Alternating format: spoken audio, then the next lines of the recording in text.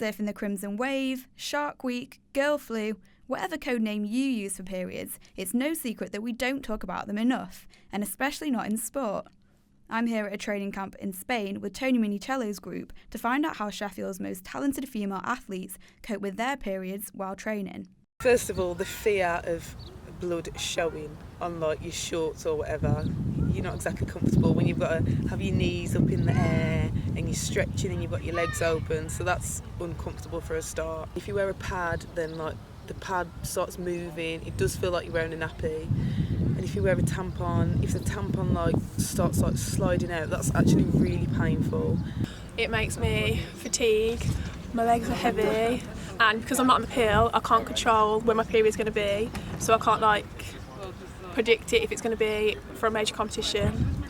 Probably at like England Champs when I'm on my period and then I'm in a final, I always feel like I could get out well and then my legs are just dead for like the rest of the race because like I just feel heavy. When I was like under 17, I think I like came on my period like the day of like Northern Championships, and like for some people like they would do like really well on the period, but for me it was just I just felt so sluggish and like bloated, and it was just really horrible.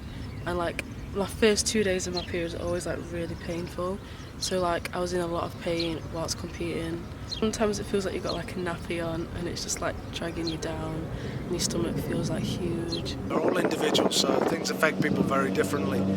Challenges can be from the extreme where they just can't train, they have to have a few days off, to some who are not affected in the slightest, and then you've got quite a few in the middle ground where you have to take it into consideration. Obviously it affects people in different ways and can affect mood swings and their appetite to train.